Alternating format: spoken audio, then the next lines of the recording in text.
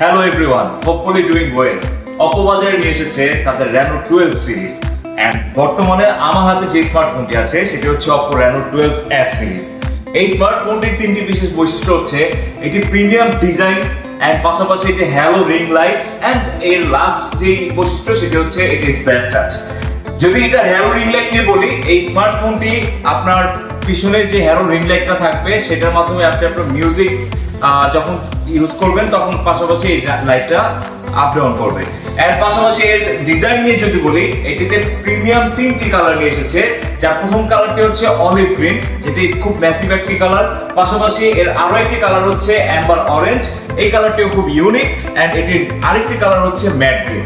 And এই ফোনটির আরো একটি বৈশিষ্ট্য হচ্ছে স্প্ল্যাশ টাচ।